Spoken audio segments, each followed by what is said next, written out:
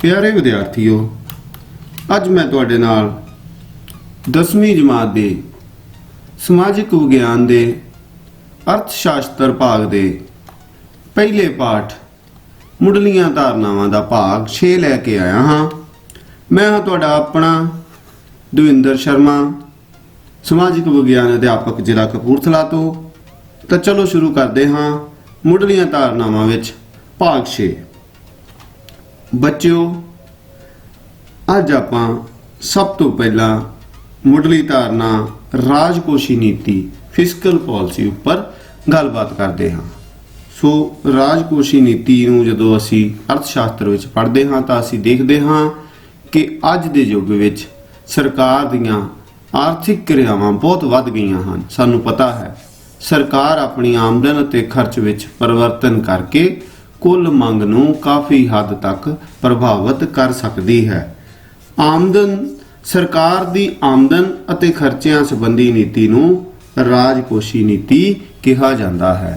सो बच्चों, जिहड़ी ये लाइन है इस नूं एक बारी फिर नोट करना कि सरकार दी आमदन अते खर्चिਆਂ संबंधी जो नीति हुंदी है उस नूं राजकोषी नीति कहा जाता है। सो इस नीति विच आपां पढ़ांगे कि सरकार दी आमदन दे साधन किहड़े हुंदे हन अते सरकार जो है वो किहड़ियां-किहड़ियां मदां ते खर्चे भी करती है। सो सरकार दी आमदन अते खर्चिਆਂ दी नीति नूं असीं राजकोषी नीति कहिंदे हां। सो राजकोषी नीति दे कुछ उद्देश हुंदे हन जिन्हां नूं आपां एक-एक करके पढ़दे हां। सब तो पहली गल कीमत स्थिरता। किसी भी देश की जो सरकार हुंदी है वह अपनी कोई भी नीति बनाउण दे विच कीमत स्थिरता नूं कायम रखण दा यतन करती है। कीमत विच स्थिरता का मतलब है कि सरकार यतन करती है कि कीमतां दे विच स्थिरता रहे।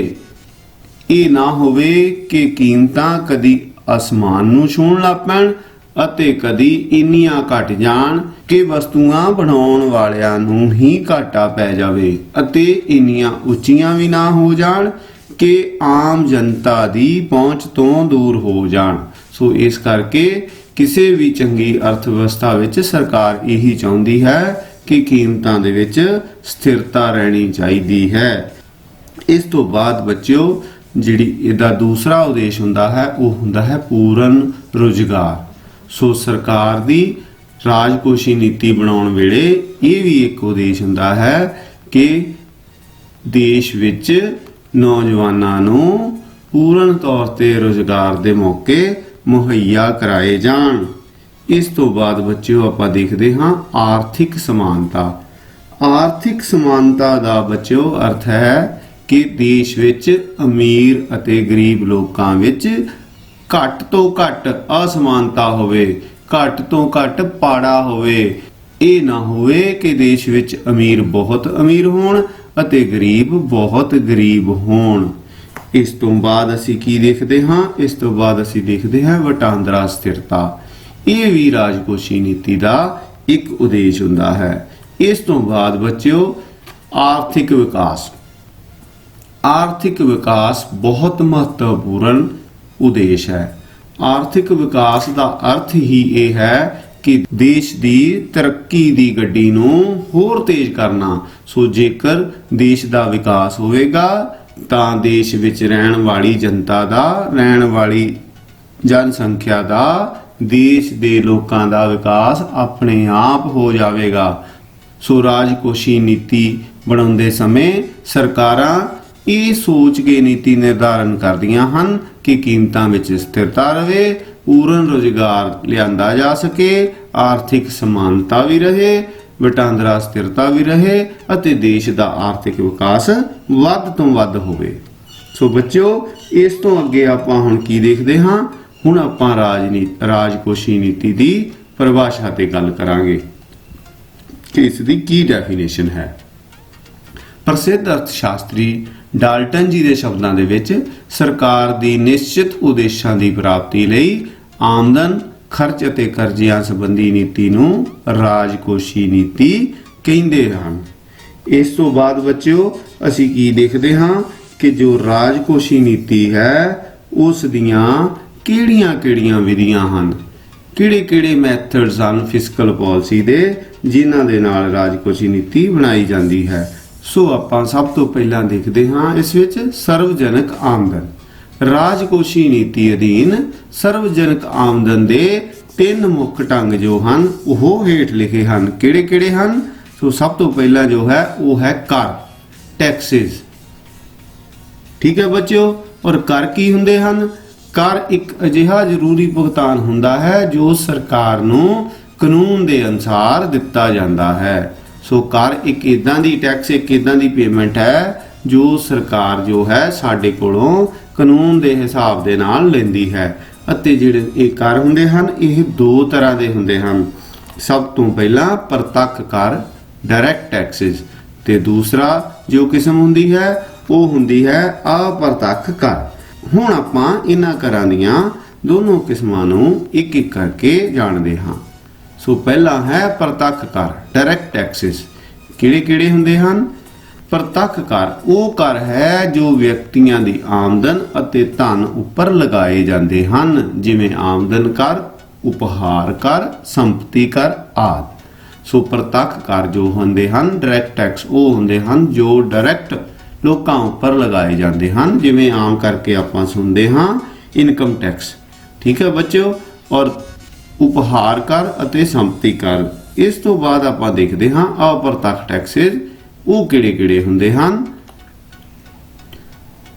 ਅਪ੍ਰਤੱਖ ਕਰ ਉਹ ਕਰ ਹਨ ਜੋ ਵਸਤੂਆਂ ਤੇ ਲਗਾਏ ਜਾਂਦੇ ਹਨ ਅਤੇ ਇਹਨਾਂ ਦਾ ਬੋਝ ਕਿਸੇ ਹੋਰ ਵਿਅਕਤੀ ਤੇ ਪਾ ਦਿੱਤਾ ਜਾਂਦਾ ਹੈ, ਜਿਵੇਂ ਵਿਕਰੀ ਕਰ, ਉਤਪਾਦਨ ਕਰ, ਮਨੋਰੰਜਨ ਕਰ ਆਦਿ। ਸੋ ਬੱਚਿਓ ਇਹ ਅਪ੍ਰਤੱਖ ਕਰ ਉਹ ਹੁੰਦੇ ਹਨ ਜਿਹੜੇ ਲਗਾਏ ਤਾਂ ਚੀਜ਼ਾਂ ਤੇ ਜਾਂਦੇ ਹਨ, ਵਸਤਾਂ ਤੇ ਲਗਾਏ ਜਾਂਦੇ ਹਨ, ਪਰ ਇਹ ਜਿਹੜਾ ਟੈਕਸ ਹੈ ਇਹ ਕੋਈ ਹੋਰ ਦਿੰਦਾ ਹੈ। ਜਦੋਂ ਆਪਾਂ ਦੁਕਾਨ ਤੇ ਜਾ ਕੇ ਸਾਬਣ ਖਰੀਦਦੇ ਹਾਂ ਤਾਂ ਉਸ ਸਾਬਣ ਤੇ ਟੈਕਸ ਸਾਬਣ ਤੇ ਲੱਗਾ ਹੋਇਆ ਹੁੰਦਾ ਹੈ, ਪਰ ਦੇਣਾ ਖਰੀਦਣ ਵਾਲੇ ਨੂੰ ਪੈਂਦਾ ਹੈ। ਮਨੋਰੰਜਨ ਕਰਦੀ ਜਦੋਂ ਗੱਲ ਕਰਦੇ ਹਾਂ ਤਾਂ ਜਦੋਂ ਆਪਾਂ ਫਿਲਮ ਦੇਖਣ ਜਾਂਦੇ ਹਾਂ ਤਾਂ ਉਸ ਉੱਪਰ ਵੀ ਸਾਨੂੰ ਟੈਕਸ ਦੇਣਾ ਪੈਂਦਾ ਹੈ। ਸੋ ਇਸ ਤਰ੍ਹਾਂ ਦੇ ਜੋ ਟੈਕਸ ਹਨ ਜੋ ਅਸਿੱਧੇ ਹੁੰਦੇ ਹਨ ਇਹਨਾਂ ਨੂੰ ਅਪ੍ਰਤੱਖ ਟੈਕਸ ਕਿਹਾ ਜਾਂਦਾ ਹੈ। ਹੁਣ ਕਰਾਂ ਤੋਂ ਬਾਅਦ ਆਪਾਂ ਕੀ ਦੇਖਦੇ ਹਾਂ? ਕਰਾਂ ਤੋਂ ਬਾਅਦ ਆਪਾਂ ਦੇਖਦੇ ਹਾਂ ਸਰਵਜਨਕ ਕਰਜ਼ੇ, ਪਬਲਿਕ ਡੈਟਸ। ਬੱਚਿਓ ਸਰਕਾਰ ਜਨਤਾ ਕੋਲੋਂ ਕਰਜ਼ਿਆਂ ਦੇ ਰੂਪ ਵਿੱਚ ਜੋ ਰਕਮ ਇਕੱਠੀ ਕਰਦੀ ਹੈ ਉਸ ਨੂੰ ਸਰਵਜਨਕ ਕਰਜ਼ੇ ਕਿਹਾ ਜਾਂਦਾ ਹੈ। ਹੁਣ ਇਸ ਤੋਂ ਅੱਗੇ ਹੈ ਘਾਟੇ ਦੀ ਵਿੱਤ ਵਿਵਸਥਾ।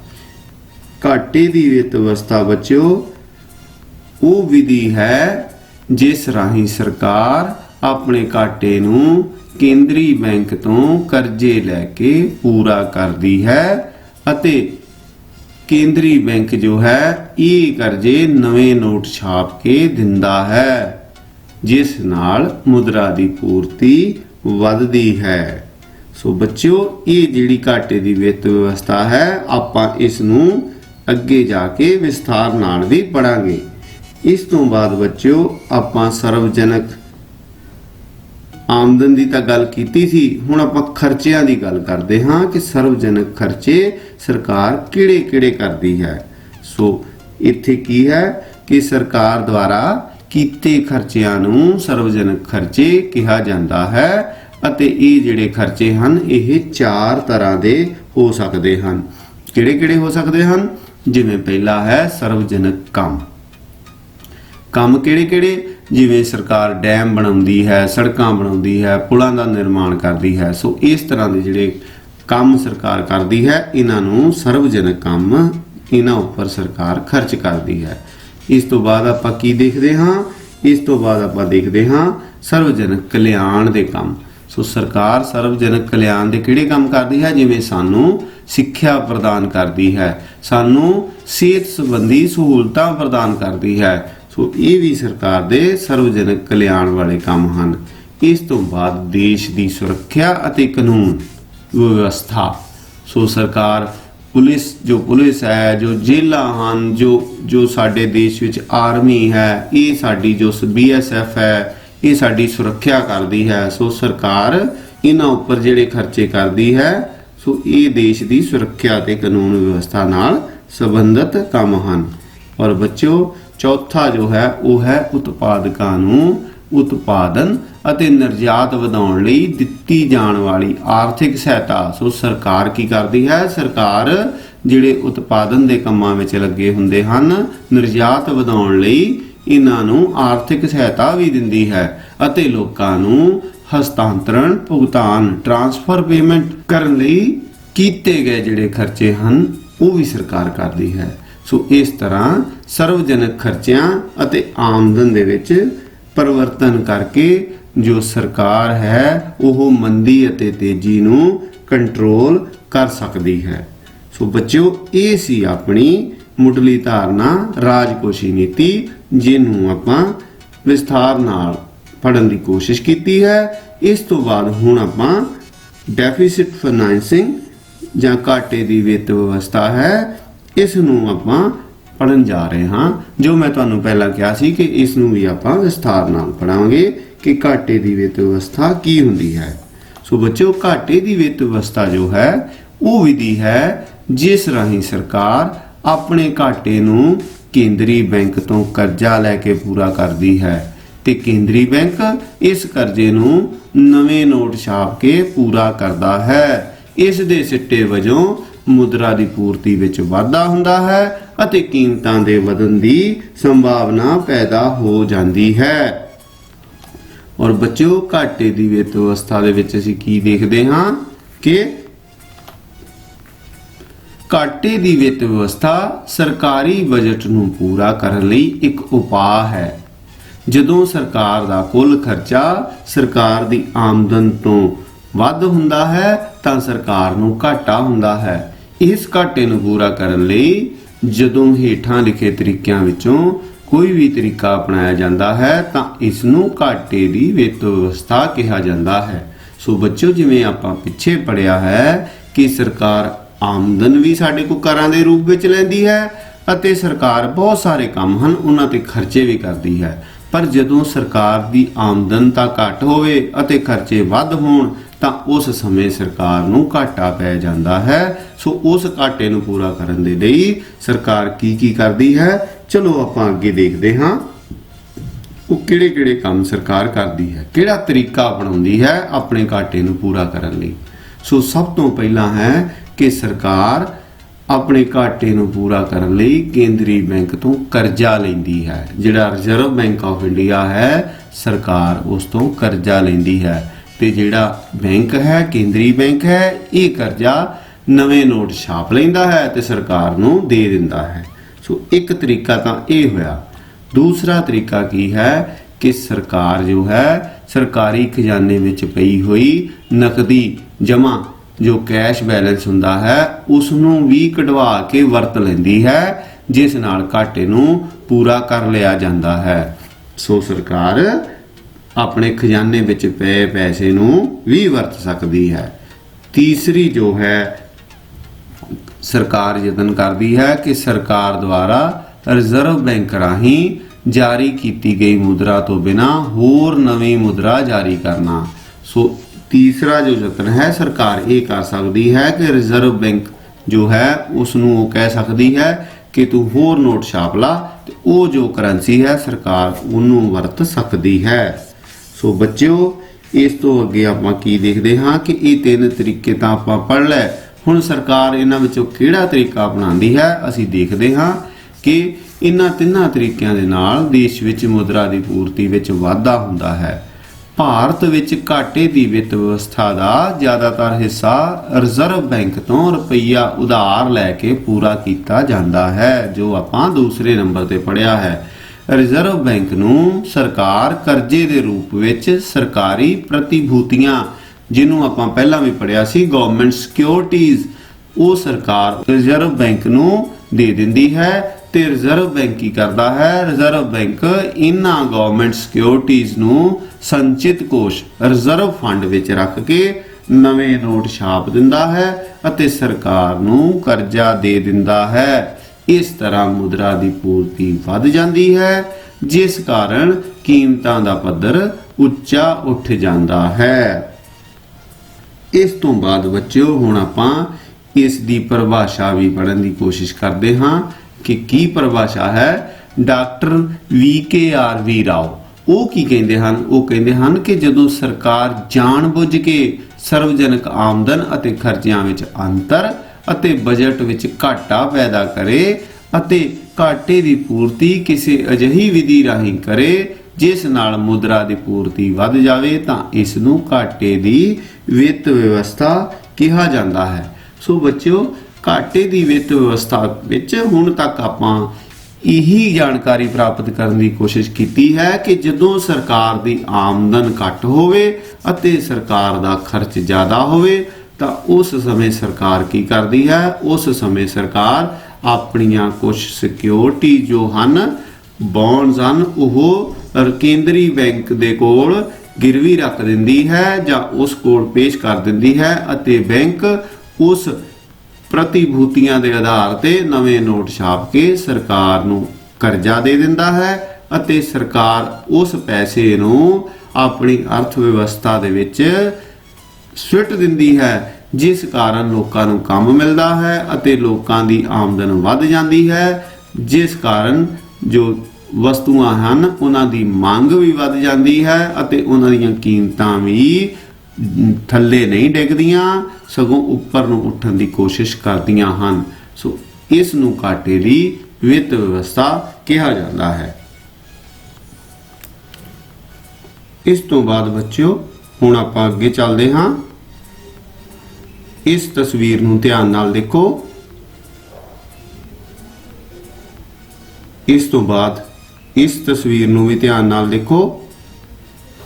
मैनूं यकीन है कि तुसी समझ गए होंगे कि आपां हुण किस टॉपिक ते गल करन जा रहे हां। बच्चों आपां हुण गरीबी रेखा की गल करांगे कि गरीबी रेखा किस नूं कहा जाता है। सो बच्चों किसी देश विच गरीबी रेखा नूं मापण दा एक उपाय गरीबी रेखा की धारणा है। गरीबी रेखा तो हेठां जिन्ने भी व्यक्ति हुंदे हन उन्हां नूं गरीब मन्निया जाता है। सो बच्चों हुण आपां इस दी एक डेफिनेशन जानने की कोशिश करते हाँ कि गरीबी रेखा की हुंदी है। इस डेफिनेशन अनुसार गरीबी रेखा का अर्थ उस धन तो है जो एक व्यक्ति नूं प्रति महीने घट्टो घट उपभोग करने लई जरूरी है। गरीबी रेखा का पद्धर उस रकम के बराबर मन्निया जाता है जो एक व्यक्ति नूं जिउंदा रहण लई प्रति महीना अपनियां घट्टो घट लोड़ां नूं पूरा करन लई जरूरी है। ते घट्टो घट लोड़ां दे विच की हन? भोजन, कपड़े, मकान, सिक्ख्या अते सेहत संबंधी न्यूनतम लोड़ां जो मनुख नूं घट्टो घट चाहीदियां हुंदियां हन। इन्हां न्यूनतम मनुखी लोड़ां दे पूरा ना होण ते मनुक्खां नूं कष्ट हुंदा है ਅਤੇ ਉਹਨਾਂ ਦੀ ਸਿਹਤ ਵੀ ਖਰਾਬ ਹੋ ਜਾਂਦੀ ਹੈ ਅਤੇ ਕੰਮ ਕਰਨ ਦੀ ਸਮਰੱਥਾ ਵੀ ਘਟ ਜਾਂਦੀ ਹੈ, ਉਸ ਨੂੰ ਹਾਨੀ ਹੁੰਦੀ ਹੈ। ਇਸ ਦੇ ਸਿੱਟੇ ਵਜੋਂ ਜੋ ਉਤਪਾਦਨ ਹੈ ਉਸ ਵਿੱਚ ਵਾਧਾ ਹੋਣ ਦੀਆਂ ਸੰਭਾਵਨਾ ਵੀ ਘਟ ਜਾਂਦੀਆਂ ਹਨ ਅਤੇ ਭਵਿੱਖ ਵਿੱਚ ਗਰੀਬੀ ਤੋਂ ਛੁਟਕਾਰਾ ਪਾਉਣਾ ਹੋਰ ਔਖਾ ਹੋ ਜਾਂਦਾ ਹੈ। सो इस तरह गरीबी ਅਤੇ ਉਤਪਾਦਕਤਾ ਦੇ ਵਿੱਚ ਹੋਣ ਵਾਲੀ ਜੋ ਕਮੀ ਹੈ ਇਹ ਆਪਸ ਵਿੱਚ ਨਿਰਭਰ ਹੋ ਜਾਂਦੀਆਂ ਹਨ। ਸੋ ਬੱਚਿਓ ਇਸ ਤਰ੍ਹਾਂ ਅਸੀਂ ਕੀ ਦੇਖਦੇ ਹਾਂ ਕਿ ਜਦੋਂ ਮਨੁੱਖ ਆਪਣੀਆਂ ਜੋ ਰੋਜ਼ਾਨਾ ਦੀਆਂ ਲੋੜਾਂ ਹਨ, ਰੋਟੀ, ਕੱਪੜਾ, ਮਕਾਨ ਅਤੇ ਸਿਹਤ ਹੈ, ਜਦੋਂ ਉਹ ਇਹਨਾਂ ਨੂੰ ਪੂਰਾ ਨਹੀਂ ਕਰ ਪਾਉਂਦਾ ਤਾਂ ਅਜਿਹੇ ਮਨੁੱਖਾਂ ਨੂੰ ਅਸੀਂ ਕਹਿ ਸਕਦੇ ਹਾਂ ਕਿ ਇਹ ਗਰੀਬੀ ਰੇਖਾ ਤੋਂ ਥੱਲੇ ਦੀ ਜ਼ਿੰਦਗੀ ਬਿਤਾ ਰਹੇ ਹਨ। ਸੋ ਗਰੀਬੀ ਰੇਖਾ ਦੇ ਵਿੱਚ ਅਸੀਂ ਅੱਗੇ ਜਾ ਕੇ ਇਸ ਦੇ ਵਿਸਥਾਰ ਸੰਬੰਧੀ ਕੁਝ ਗੱਲਾਂ ਕਰਦੇ ਹਾਂ। ਭਾਰਤ ਵਿੱਚ ਗਰੀਬੀ ਰੇਖਾ ਦਾ ਵਿਸਥਾਰ। ਸੋ ਬੱਚਿਓ ਇਹਦੇ ਵਿੱਚ ਅਸੀਂ ਕੀ ਦੇਖਦੇ ਹਾਂ ਕਿ ਭਾਰਤ ਵਿੱਚ ਜਿਹੜੀਆਂ ਕੀਮਤਾਂ ਹਨ ਉਹਨਾਂ ਦੇ ਵਿੱਚ ਤਬਦੀਲੀਆਂ ਆਉਂਦੀਆਂ ਹਨ, ਜਿਸ ਕਾਰਨ ਗਰੀਬੀ ਰੇਖਾ ਜੋ ਹੈ ਉਸ ਦੀ ਹੱਦ ਵਿੱਚ ਵੀ, ਉਸ ਦੀ ਸੀਮਾ ਵਿੱਚ ਵੀ ਕੁਝ ਤਬਦੀਲੀਆਂ ਆਉਂਦੀਆਂ ਰਹਿੰਦੀਆਂ ਹਨ। योजना आयोग द्वारा 1962 ਵਿੱਚ ਕੁਝ ਮਾਹਿਰਾਂ ਦੀ ਇੱਕ ਕਮੇਟੀ ਸੀ, ਇੱਕ ਸਮਿਤੀ ਸੀ, ਉਹ ਬਣਾਈ ਗਈ ਸੀ। उसने गरीबी रेखा ਨੂੰ निर्धारित ਕਰਨ ਲਈ न्यूनतम उपभोग मापदंड ਨੂੰ अपनाया। ਉਹਨਾਂ ਨੇ हर मनुख ਦਾ रोजाना ਦਾ ਜਾਂ ਮਹੀਨੇ ਦਾ ਘੱਟੋ ਘੱਟ उपभोग खर्च ਕਰਨ ਦਾ ਜੋ ਢੰਗ ਸੀ ਉਸ ਨੂੰ अपनाया। इस कमेटी के अनुसार गरीबी रेखा तो हेठां ਉਹ ਵਿਅਕਤੀ ਮੰਨੇ ਜਾਣਗੇ ਜਿਨ੍ਹਾਂ ਦਾ प्रति महीना उपभोग खर्च 1960-61 ਦੀਆਂ ਕੀਮਤਾਂ ਦੇ ਅਨੁਸਾਰ 20 ਰੁਪਏ ਤੋਂ ਘੱਟ ਹੋਵੇ। ਸੋ ਆਪਾਂ ਕੀ ਦੇਖਦੇ ਹਾਂ ਕਿ ਜਿਹੜਾ ਮਨੁੱਖ 20 ਰੁਪਏ ਤੋਂ ਘੱਟ ਪੈਸੇ ਖਰਚਦਾ ਹੈ ਉਹ ਗਰੀਬੀ ਰੇਖਾ ਤੋਂ ਥੱਲੇ ਹੈ। ਔਰ ਇਸ ਤੋਂ ਬਾਅਦ ਕੀ ਦੇਖਦੇ ਹਾਂ ਅਸੀਂ ਕਿ 1968-69 ਵਿੱਚ ਇਹ ਰਾਸ਼ੀ 20 ਤੋਂ 40 ਰੁਪਏ ਹੋ ਜਾਂਦੀ ਹੈ। और 1976-77 ਵਿੱਚ ਜੀਵਨ ਨਿਰਵਾਹ ਦਾ ਸੂਚਕ ਅੰਕ ਜੋ ਹੈ ਉਹ ਵੱਧ ਜਾਣ ਕਾਰਨ ਉਹਨਾਂ ਲੋਕਾਂ ਨੂੰ ਗਰੀਬੀ ਰੇਖਾ ਤੋਂ ਨੀਵਾਂ ਮੰਨਿਆ ਗਿਆ ਜਿਨ੍ਹਾਂ ਦੀ ਆਮਦਨ ਪੇਂਡੂ ਇਲਾਕਿਆਂ ਵਿੱਚ 62 ਰੁਪਏ ਸੀ ਅਤੇ ਸ਼ਹਿਰੀ ਇਲਾਕਿਆਂ ਦੇ ਵਿੱਚ 71 ਰੁਪਏ ਤੋਂ ਘੱਟ ਸੀ। ਸੋ ਅਸੀਂ ਕੀ ਦੇਖਦੇ ਹਾਂ ਕਿ 1976-77 ਵਿੱਚ ਜਿਹੜੇ ਲੋਕ ਪਿੰਡਾਂ ਵਿੱਚ 62 ਰੁਪਏ ਤੋਂ ਘੱਟ ਅਤੇ ਸ਼ਹਿਰਾਂ ਵਿੱਚ 71 ਰੁਪਏ ਤੋਂ ਘੱਟ ਖਰਚਦੇ ਸਨ ਉਹ ਗਰੀਬੀ ਰੇਖਾ ਤੋਂ ਥੱਲੇ ਸਨ। ਇਸ ਤੋਂ ਬਾਅਦ ਬੱਚਿਓ 6ਵੀਂ ਯੋਜਨਾ ਦੀ ਰੂਪ ਰੇਖਾ ਦੇ ਅਨੁਸਾਰ ਗਰੀਬੀ ਰੇਖਾ ਤੋਂ ਥੱਲੇ ਉਹ ਵਿਅਕਤੀ ਮੰਨੇ ਜਾਣਗੇ ਜਿਨ੍ਹਾਂ ਦਾ ਪ੍ਰਤੀ ਮਹੀਨਾ ਉਪਭੋਗ ਖਰਚਾ 1979-80 ਦੀਆਂ ਕੀਮਤਾਂ ਦੇ ਆਧਾਰ ਤੇ ਪੇਂਡੂ ਖੇਤਰਾਂ ਵਿੱਚ 76 ਰੁਪਏ ਅਤੇ ਸ਼ਹਿਰੀ ਖੇਤਰਾਂ ਦੇ ਵਿੱਚ 88 ਰੁਪਏ ਤੋਂ ਘੱਟ ਸੀ। 6ਵੀਂ 5 ਸਾਲਾ ਯੋਜਨਾ ਵਿੱਚ ਸੰਗਠਿਤ ਦਲ ਦੇ ਅਨੁਸਾਰ 1984-85 ਦੀਆਂ ਕੀਮਤਾਂ ਤੇ ਪੇਂਡੂ ਖੇਤਰ ਵਿੱਚ 107 ਰੁਪਏ ਪ੍ਰਤੀ ਵਿਅਕਤੀ ਖਰਚ ਅਤੇ ਸ਼ਹਿਰੀ ਖੇਤਰਾਂ ਵਿੱਚ 122 ਰੁਪਏ ਪ੍ਰਤੀ ਮਹੀਨਾ ਦੇ ਖਰਚੇ ਨੂੰ ਗਰੀਬੀ ਰੇਖਾ ਤੋਂ ਹੇਠਾਂ ਮੰਨਿਆ ਗਿਆ। 20 ਰੁਪਏ ਤੋਂ ਰਕਮ ਸ਼ੁਰੂ ਹੋ ਕੇ ਹੁਣ 107 ਤੇ 122 ਰੁਪਏ ਤੱਕ ਪਹੁੰਚ ਗਈ। ਇਸ ਤੋਂ ਅੱਗੇ ਬੱਚਿਓ ਆਪਾਂ ਕੀ ਦੇਖਦੇ ਹਾਂ ਕਿ 7ਵੀਂ ਯੋਜਨਾ ਦੇ ਅਨੁਸਾਰ 1988-99 ਦੇ ਵਿੱਚ ਕੀਮਤਾਂ ਦੇ ਉੱਤੇ ਭਾਰਤ ਵਿੱਚ ਸ਼ਹਿਰੀ ਖੇਤਰਾਂ ਵਿੱਚ 152 ਰੁਪਏ ਅਤੇ ਪੇਂਡੂ ਖੇਤਰਾਂ ਦੇ ਵਿੱਚ 132 ਰੁਪਏ ਪ੍ਰਤੀ ਮਹੀਨਾ ਉਪਭੋਗ ਨੂੰ ਗਰੀਬੀ ਰੇਖਾ ਤੋਂ ਹੇਠਾਂ ਮੰਨਿਆ ਗਿਆ। ਰਾਸ਼ਟਰੀ ਸੈਂਪਲ ਸਰਵੇ ਜੋ ਹੋਇਆ ਉਸ ਦੇ ਅਨੁਸਾਰ 1993-94 ਦੀਆਂ ਕੀਮਤਾਂ ਉੱਤੇ 229 ਰੁਪਏ ਪੇਂਡੂ ਖੇਤਰ ਵਿੱਚ ਅਤੇ 264 ਰੁਪਏ ਸ਼ਹਿਰੀ ਖੇਤਰਾਂ ਦੇ ਵਿੱਚ ਪ੍ਰਤੀ ਮਹੀਨਾ ਉਪਭੋਗ ਕਰਨ ਵਾਲੇ ਲੋਕਾਂ ਨੂੰ ਗਰੀਬੀ ਰੇਖਾ ਤੋਂ ਹੇਠਾਂ ਮੰਨਿਆ ਜਾਵੇਗਾ। ਸੋ ਇਹ ਹੈ ਗਰੀਬੀ ਰੇਖਾ ਸੰਬੰਧੀ ਕੁਝ ਜਾਣਕਾਰੀ ਜੋ ਕਹਿੰਦੀ ਹੈ ਕਿ 2009-10 ਵਿੱਚ ਗਰੀਬੀ ਰੇਖਾ ਤੋਂ ਹੇਠਾਂ ਉਹ ਲੋਕ ਮੰਨੇ ਗਏ ਜਿਨ੍ਹਾਂ ਦਾ ਪ੍ਰਤੀ ਦਿਨ ਉਪਭੋਗ ਸ਼ਹਿਰਾਂ ਦੇ ਵਿੱਚ 28 ਰੁਪਏ 65 ਪੈਸੇ ਸੀ ਅਤੇ ਪਿੰਡਾਂ ਦੇ ਵਿੱਚ 22 ਰੁਪਏ 42 ਪੈਸੇ ਸੀ।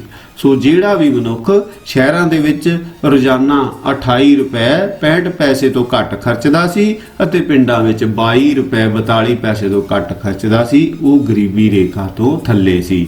ਸੋ ਬੱਚਿਓ ਸਾਲ 2009-10 ਵਿੱਚ ਉੱਤਰ ਪ੍ਰਦੇਸ਼ ਵਿੱਚ ਲਗਭਗ 40% ਲੋਕ, ਬਿਹਾਰ ਦੇ ਵਿੱਚ 54% ਲੋਕ, ਉੜੀਸਾ ਵਿੱਚ 37% ਲੋਕ ਅਤੇ ਤਾਮਿਲਨਾਡੂ ਵਿੱਚ 17% ਲੋਕ ਜੋ ਸਨ ਉਹ ਗਰੀਬੀ ਰੇਖਾ ਤੋਂ ਥੱਲੇ ਸਨ। ਤੇ ਜਦੋਂ ਆਪਾਂ ਆਪਣੇ ਪੰਜਾਬ ਦੀ ਗੱਲ ਕਰੀਏ ਤਾਂ ਪੰਜਾਬ ਵਿੱਚ ਵੀ ਲਗਭਗ 16% ਜਨਸੰਖਿਆ ਗਰੀਬੀ ਰੇਖਾ ਤੋਂ ਹੇਠਾਂ ਰਹਿ ਰਹੀ ਸੀ। ਹਰਿਆਣਾ ਵਿੱਚ ਇਹ ਸੰਖਿਆ 20% ਹੈ ਅਤੇ ਹਿਮਾਚਲ ਪ੍ਰਦੇਸ਼ ਦੇ ਵਿੱਚ 9.5% ਹੈ। ਸੋ ਬੱਚਿਓ ਇਸ ਤਰ੍ਹਾਂ ਅਸੀਂ ਦੇਖਦੇ ਹਾਂ ਕਿ ਭਾਰਤ ਵਿੱਚ ਅਜੇ ਵੀ ਬਹੁਤ ਸਾਰੀ ਜਨਸੰਖਿਆ ਗਰੀਬੀ ਰੇਖਾ ਤੋਂ ਥੱਲੇ ਰਹਿ ਰਹੀ ਹੈ ਜਿਸ ਕੋਲ ਰੋਟੀ, ਕੱਪੜਾ, ਮਕਾਨ ਅਤੇ ਸਿਹਤ ਸਹੂਲਤਾਂ ਦੀ ਕਮੀ ਪਾਈ ਜਾਂਦੀ ਹੈ। ਸੋ ਬੱਚਿਓ ਇਹ ਸੀ ਗਰੀਬੀ ਰੇਖਾ ਸੰਬੰਧੀ ਕੁਝ ਜਾਣਕਾਰੀਆਂ। ਤਾਂ ਇਸ ਤੋਂ ਬਾਅਦ ਹੁਣ ਮੈਂ ਤੁਹਾਡੇ ਨਾਲ ਛੋਟੀ ਜੀ ਇੱਕ ਐਕਸਰਸਾਈਜ਼ ਲੈ ਕੇ ਆਇਆ ਹਾਂ ਜਿਸ ਤੋਂ ਪਤਾ ਲੱਗੇਗਾ ਕਿ ਤੁਸੀਂ ਹੁਣ ਤੱਕ ਜਿੰਨਾ ਵੀ ਪੜਿਆ ਹੈ ਉਸ ਵਿੱਚੋਂ ਕਿੰਨਾ ਕੁ ਗ੍ਰਹਿਣ ਕਰ ਲਿਆ ਹੈ। ਸੋ ਆਪਾਂ ਇੱਕ ਛੋਟੀ ਜੀ ਐਕਸਰਸਾਈਜ਼ ਖੇਡਦੇ ਹਾਂ ਤੁਹਾਡੇ ਨਾਲ। ਸੋ ਇਸ ਵਿੱਚ ਸਭ ਤੋਂ ਪਹਿਲਾਂ ਹੈ ਖਾਲੀ ਥਾਵਾਂ ਭਰੋ। ਸੋ ਬੱਚਿਓ, ਮੈਂ ਇੱਕ ਇੱਕ ਸੈਂਟੈਂਸ ਤੁਹਾਡੇ ਅੱਗੇ ਪੇਸ਼ ਕਰਾਂਗਾ ਤੇ ਤੁਸੀਂ ਉਸ ਵਿੱਚ ਖਾਲੀ ਥਾਵਾਂ ਭਰਨੀਆਂ ਹਨ। ਸਭ ਤੋਂ ਪਹਿਲਾ ਹੈ ਸਰਕਾਰ ਦੀ ਆਮਦਨ ਅਤੇ ਖਰਚਿਆਂ ਸੰਬੰਧੀ ਨੀਤੀ ਨੂੰ ਡੈਸ਼ ਕਿਹਾ ਜਾਂਦਾ ਹੈ। ਉਸ ਨੂੰ ਅਸੀਂ ਰਾਜਕੋਸ਼ੀ ਨੀਤੀ ਕਹਿੰਦੇ ਹਾਂ। ਇਸ ਤੋਂ ਬਾਅਦ ਦੂਸਰਾ ਵਾਕ ਹੈ ਤੁਹਾਡੇ ਅੱਗੇ ਕਿ ਡੈਸ਼ ਇੱਕ ਅਜਿਹਾ ਜ਼ਰੂਰੀ ਭੁਗਤਾਨ ਹੈ ਜੋ ਸਰਕਾਰ ਨੂੰ ਕਾਨੂੰਨ ਦੇ ਅਨੁਸਾਰ ਦਿੱਤਾ ਜਾਂਦਾ ਹੈ। ਸੋ ਇਸ ਦਾ ਆਨਸਰ ਹੈ ਬੱਚਿਓ ਕਰ। ਟੈਕਸ ਇੱਕ ਅਜਿਹੇ ਭੁਗਤਾਨ ਹੈ ਜੋ ਸਾਨੂੰ ਸਾਡੀ ਕਾਨੂੰਨ ਦੇ ਅਨੁਸਾਰ ਸਾਡੀ ਇਨਕਮ ਦੇ ਹਿਸਾਬ ਨਾਲ ਸਾਨੂੰ ਦੇਣਾ ਪੈਂਦਾ ਹੈ। ਇਸ ਤੋਂ ਬਾਅਦ ਬੱਚਿਓ ਅਸੀਂ ਤੀਸਰਾ ਸੈਂਟੈਂਸ ਦੇਖਦੇ ਹਾਂ ਕਿ ਡੈਸ਼ ਕਰ ਉਹ ਕਰ ਹਨ ਜੋ ਲਗਾਏ ਤਾਂ ਵਸਤਾਂ ਤੇ ਜਾਂਦੇ ਹਨ, ਪਰ ਇਹਨਾਂ ਦਾ ਬੋਝ ਕਿਸੇ ਹੋਰ ਵਿਅਕਤੀ ਤੇ ਪਾ ਦਿੱਤਾ ਜਾਂਦਾ ਹੈ, ਜਿਵੇਂ ਵਿਕਰੀ ਕਰ, ਉਤਪਾਦਨ ਕਰ ਅਤੇ ਮਨੋਰੰਜਨ ਕਰ। ਮੈਂ ਇਹਨਾਂ ਨੂੰ ਵਿਸਥਾਰ ਸਹਿਤ ਤੁਹਾਨੂੰ ਦੱਸ ਚੁੱਕਾ ਹਾਂ। ਇਹ ਹਨ ਅਪਰਤੱਖ ਕਰ।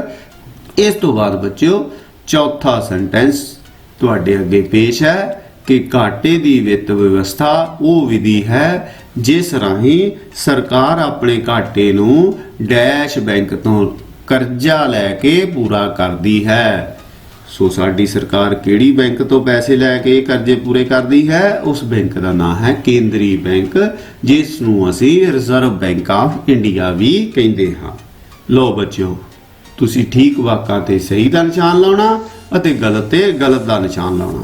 ਸੋ ਪਹਿਲਾ ਵਾਕ ਤੁਹਾਡੇ ਅੱਗੇ ਪੇਸ਼ ਹੈ ਕੀ ਹੈ ਕਿ ਸਰਕਾਰ ਜਨਤਾ ਕੋਲੋਂ ਕਰਜ਼ਿਆਂ ਦੇ ਰੂਪ ਵਿੱਚ ਜੋ ਰਕਮ ਇਕੱਠੀ ਕਰਦੀ ਹੈ ਉਸ ਨੂੰ ਸਰਵਜਨਕ ਕਰਜ਼ੇ ਕਿਹਾ ਜਾਂਦਾ ਹੈ।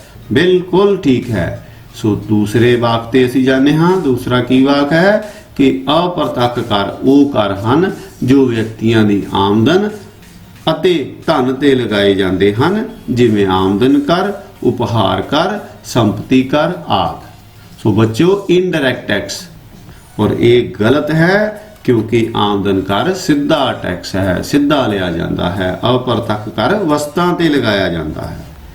इस तो बाद चौथा ਅਤੇ आखिरी वाक ਅਸੀਂ ਕੀ ਦੇਖਦੇ ਹਾਂ ਕਿ ਮੁਦਰਾ ਪੂਰਤੀ ਵਿੱਚ ਵਾਧਾ ਹੋਣ ਨਾਲ ਕੀਮਤਾਂ ਦੇ ਘਟਣ ਦੀ ਸੰਭਾਵਨਾ ਬਣ ਜਾਂਦੀ ਹੈ। ਬੱਚਿਓ ਬਿਲਕੁਲ ਗਲਤ ਹੈ, ਇਸ ਤਰ੍ਹਾਂ ਨਹੀਂ ਹੁੰਦਾ। ਮੁਦਰਾ ਦੀ ਪੂਰਤੀ ਵਧਣ ਨਾਲ ਕੀਮਤਾਂ ਘਟਦੀਆਂ ਨਹੀਂ ਸਗੋਂ ਵਧਦੀਆਂ ਹਨ। ਸੋ ਬੱਚਿਓ ਇਹ ਸੀ ਛੋਟੀ ਜੀ ਐਕਸਰਸਾਈਜ਼ ਜਿਹੜੀ ਮੈਂ ਤੁਹਾਡੇ ਨਾਲ ਸਾਂਝੀ ਕੀਤੀ ਹੈ। ਹੁਣ ਸਮਾਂ ਮੈਨੂੰ ਅੱਗੇ ਵਧਣ ਦੀ ਇਜਾਜ਼ਤ ਨਹੀਂ ਦਿੰਦਾ, ਸੋ ਮੈਂ ਆਪਣੀ ਬਾਣੀ ਨੂੰ ਇੱਥੇ ਹੀ ਵਿਰਾਮ ਦਿੰਦਾ। ਆਪ ਸਾਰਿਆਂ ਨੂੰ ਧੰਨਵਾਦ ਕਹਿੰਦਾ ਹਾਂ। ਥੈਂਕ ਯੂ ਬੱਚਿਓ। ਗੁੱਡ ਲੱਕ ਬੱਚਿਓ। ਆਪਣਾ ਧਿਆਨ ਰੱਖਿਓ।